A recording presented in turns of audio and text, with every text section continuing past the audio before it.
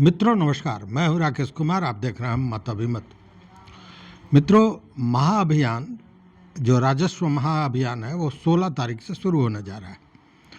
और दूसरी ओर देखिए कि अभी तक जो हड़ताली लोग हैं उन लोगों के साथ किसी भी वार्ता की, किसी भी समझौते की सूचना नहीं मिल रही है। मतलब कि हड़ताल जारी है। ये हड़ताली कर्मचारी जो हैं, जिसमें आप समझिए कि ये संविदा कर्मी हैं, अमीन हैं, अभियंता हैं, इन सारे लोगों ने 11 तारीख से 14 तारीख तक सांकेतिक हड़ताल किया था और फिर कहा था कि 16 तारीख से बेमियादी माने अनिश्चितकालीन हड़ताल करेंगे। इसकी अभी सूचना नहीं मिल रही है कि इसका समझौता हुआ नहीं हुआ, क्या हुआ, संघ के साथ सरकार की वार्ता हुई या नहीं हुई। लेकिन दूसरी ओर देखें तो राजस्व एवं भूमि सुधार विभाग जो है वह पूरी तरह महाअभियान को बेहतर ढंग से संपन्न करने के लिए एड़ी चोटी का जोर लगा दिया है। हर तरह की तैयारियां की जा रही हैं और इसको लेकर जो एसीएस हैं, राजस्व एवं भूमि सुधार विभाग के दीपक कुमार सिंह, उन्होंने कई तरह के निर्देश भी दिए हैं, खासकर शिविरों को लेकर। और आपको हम बता दें मित्रों कि यह जो शिविर लगने वाला है, इस दौरान आप पहले तो आप समझ लीजिए कि 16 से 20 तारीख तक यह चलना है महाअभियान। 16 तारीख से घर घर जाके ये जो लोग हैं, जो टीम के लोग होंगे, वो जो जमाबंदी है उसका प्रिंटेड कागज़ देंगे, साथ में आवेदन प्रपत्र, तरह तरह का, जिस तरह की समस्या है उस तरह का आवेदन प्रपत्र देना है। उसके बाद शिविर लगेगा। शिविर में जो आवेदन प्रपत्र आपको दिया गया है वो भर के उसके साक्ष्य के रूप में जो आवश्यक दस्तावेज है उसको देते हुए शिविर में जमा करना है। अब शिविर बड़ा महत्वपूर्ण हो जाता है। हालांकि एक मौजे में 2 बार शिविर लगाना है, कम से कम 7 दिनों के अंतराल पर। शिविर में जो व्यवस्था की गई है उसमें यह कहा गया है कि 10 टेबल लगाए जाएंगे और 10 विशेष सर्वेक्षण अमीन वहाँ पे उपस्थित रहेंगे। अमीन के पास लैपटॉप होगा और इंटरनेट के लिए डोंगल भी उपलब्ध होगा, ताकि जो आवेदन प्रपत्र उनको मिलता है तो उसका एक तरह से कहें कि संक्षिप्त डाटा उनको एंट्री कर देना है उसी समय, मतलब शिविर के दौरान ही, जिसमें रैयत का नाम, उसके पिता का नाम और जो आवश्यक जानकारी है, उसके साथ मोबाइल नंबर यह देना है। मोबाइल नंबर देने का उद्देश्य यह है कि जब मोबाइल नंबर दिया जाएगा तो वो आवेदन एक तरह से कहें कि रजिस्टर्ड हो जाएगा, उसको पंजीकृत कर लिया जाएगा। और ये सारी व्यवस्था उनको करनी है। और इसको लेकर बाज़ाब्ता जो एसीएस दीपक कुमार सिंह हैं, उन्होंने कहा है कि हर हाल में जो तकनीकी सुविधाएं हैं वह उपलब्ध रहनी चाहिए, ये उनका कहना है। मतलब कि मोबाइल नंबर डालने का मतलब है कि ऑनलाइन निबंधन हो जाएगा, और परिमार्जन से जुड़ा हुआ, जमाबंदी से जुड़ा हुआ कोई भी मामला होगा वो परिमार्जन प्लस जो पोर्टल है उसके द्वारा, या फिर नामांतरण या बंटवारा को लेकर जो समस्याएं होंगी, जो परेशानियां होंगी, उसका निस्तारण ये करना है म्यूटेशन प्लस पोर्टल द्वारा। पिछले दिनों हमने बताया था कि ILRMS जो प्रोजेक्ट शुरू किया गया है, काम शुरू किया, उसके तहत ये पोर्टल बना था। जो IIT के लोग हैं उन लोगों ने बनाया था, बड़ा महत्वपूर्ण माना जा रहा है। तो कहने का मतलब कि इसके द्वारा इसका जो समस्याएं आएंगी उसका निपटारा किया जाएगा। कब? जब ये शिविर समाप्त हो जाएगा, मतलब महाअभियान समाप्त हो जाएगा, उसके बाद इन चीज़ों का निस्तारण किया जाएगा इन पोर्टल के द्वारा। मतलब सारी प्रोसेसिंग इस पोर्टल के द्वारा ही की जानी है।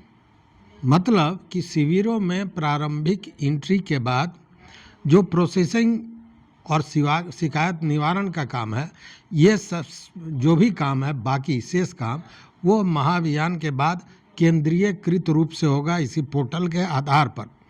और यहाँ बताना आवश्यक है कि सभी जो आवेदन आएंगे, जो भौतिक रूप से जो आवेदन आ रहे हैं, उन आवेदनों को बंडल बनाना है और उस बंडल पर शिविर का नाम, शिविर का तिथि, कुल संख्या अंकित कर शिविर प्रभारी को सौंप देना है। और जितने भी शिविर प्रभारी हैं वो राजस्व कर्मचारियों को ही बनाना है, मतलब राजस्व कर्मचारी ही शिविर प्रभारी होंगे। अब और इसको लेकर एसईएस का दीपक कुमार सिंह का यह भी कहना है कि शिविर में उपयुक्त मात्रा में जो अतिरिक्त आवेदन पत्र है, जमाबंदी पंजी की प्रतियां हैं या पंपलेट है, ये सब उपलब्ध रखना है। शिविर प्रभारी रोज शिविर से प्राप्त आवेदनों का विवरण पोर्टल पर दर्ज करना है। शिविर प्रभारी को मतलब राजस्व जो कर्मचारी हो वो करेंगे। और जिले के जो एडिशनल कलेक्टर वो प्रतिदिन शाम को 6 बजे समेकित रिपोर्ट, समेकित रूप से मतलब सामूहिक रूप से, समेकित रूप से वो जो रिपोर्ट है उसको ऑनलाइन भेजना है राजस्व मुख्यालय में। कहने का मतलब है कि पूरी तरह से तैयारी कर ली गई है, लेकिन एक बात समझ के परे है कि 10 टेबल एक शिविर में लगेगा, 10 अमीन रहेंगे, आखिर आएंगे कहाँ से? जबकि जितने भी संविदा कर्मी हैं और अमीन हैं राजस्व भूमि सुधार को लेकर, ये तो हड़ताल पर चले गए हैं, तो वैसे में इतनी संख्या में अमीन आएंगे कहाँ से? आपको याद होगा कि जब अमीनों की ज़रूरत थी सर्वे को लेकर, इसीलिए 10,000 के लगभग अमीन और कानूनगो आदि की बहाली की गई थी, और उसमें से अधिकतर लोग हड़ताल पर चले गए हैं, तो फिर ये अमीन आएगा कहाँ से? तो हो सकता है कि सरकार के पास इस तरह की योजना हो कि यह हड़ताल 16 तक समाप्त हो जाए। हालांकि आज अंतिम दिन था, अभी तक कोई सूचना समझौते की नहीं आ रही है। तो अब समझने वाली बात है कि इसके पीछे सरकार की क्या मंशा है। तैयारी पूरी है, एड़ी चोटी का जोर विभाग ने लगा दिया है। हालांकि देखिए एक बात है, इस बात को लेकर हम बहुत तलाश किए हैं लेकिन मुझे उपलब्ध नहीं हुआ। आखिर ये जो पोर्टल है परिमार्जन प्लस, मैंने जितने लोगों से बात किया उन लोगों ने कहा कि हमने परिमार्जन प्लस पर दिया था, हमारी शिकायत का निवारण नहीं हुआ अभी तक। तो आखिर जब परिमार्जन प्लस पर ऑनलाइन जिन लोगों ने अपनी शिकायतें की हैं वो जब अब तक उसका निस्तारण नहीं हुआ, तो ये कैसे माना जाए कि यह जो शिविर में बंडल आवेदन पड़ेगा उसका निस्तारण हो जाएगा, उसका उन शिकायतों का निवारण हो जाएगा? तो देखिए है क्या कि सरकार ये बहुत एक्टिव है, यह दिखाना चाहती है, या फिर लोगों को भ्रमित करना चाहती है, या सही में सुविधा प्रदान करना चाहती है, ये मंशा तो सरकार ही जाने।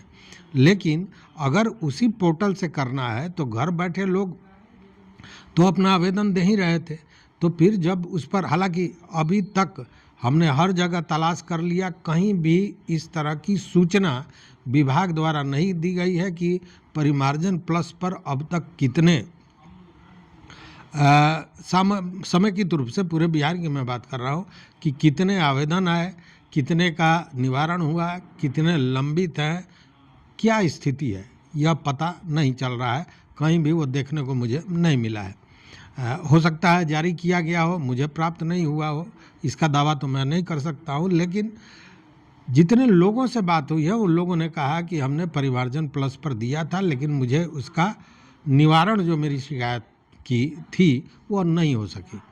तो यह बात बड़ा अचंभित करता है कि जब उसी चीज़ से, जब उसी पोर्टल द्वारा, उसी मतलब वही हथियार वही है जिससे आपको लड़ाई लड़नी है, तो पहले आप लगातार हारते रहे हैं, तो अब एक हुजूम में वहाँ जाके आप क्या कर पाएंगे ये कहना बड़ा मुश्किल है। लेकिन खैर मान के ये चलें कि एक अवसर है, इस अवसर का लाभ लें। उसे जो आपके गांव में, मौजा में या महाअभियान के लोग जाते हैं, टीम के लोग जाते हैं, तो उनका निश्चित रूप से सहयोग करें, अपनी समस्याओं को बतावें, शिविर में भाग लें, अपने दस्तावेजों को दें और इंतज़ार करें कि क्या इसका लाभ आपको मिलता है। अगर मिल जाए तो मैं इतना ही कहूँगा कि यह बहुत बड़ी कामयाबी होगी सरकार की, विभाग की, चूँकि ये ज़मीनी विवाद ही पूरे बिहार को कहीं न कहीं परेशान कर रखा है। अभी रोज़ जो आप देख रहे हैं, रोज़ विपक्ष द्वारा हल्ला हो रहा है, और आज सुन रहे होंगे कि इधर हत्या हो गई, इधर मारपीट हो गया, उसमें मैक्सिमम जो चीज़ें हैं वो ज़मीन से जुड़ी हुई हैं। तो भूमि एक बहुत बड़ा विवाद का कारण है। वैसे में अगर इसका लाभ मिलता है, इससे कोई सुधार होता है तो बड़ी अच्छी बात है। हमारे कई मित्रों ने जो कल परसों हमने वीडियो दिया, उस पर बहुत अच्छे अच्छे उनके कमेंट्स आए हैं। मैं कमेंट्स पर भी कोशिश करूंगा कि केवल आप दर्शकों के कमेंट पर एक बात किया जाए, और आप ही से मतलब आमने सामने की जो बात होती है वह भी ज़रूरी है, क्योंकि बहुत से कमेंट्स जो बहुत सा राय आता है वो निश्चित रूप से बेहतरीन होता है, और एक तरह से कहें कि वैसे चीज़ों पर सरकार को सोचनी भी चाहिए। तो उस पर भी हम वीडियो लाएंगे। इस वीडियो को यहीं समाप्त करते हैं मित्रों। देखते रहिए मत अभिमत। अगर चैनल पर नए हो तो सब्सक्राइब कीजिए, लाइक कीजिए, दोस्तों के साथ शेयर कीजिए और अपना विचार जरूर दीजिए। बहुत बहुत धन्यवाद, कोटिशः आभार।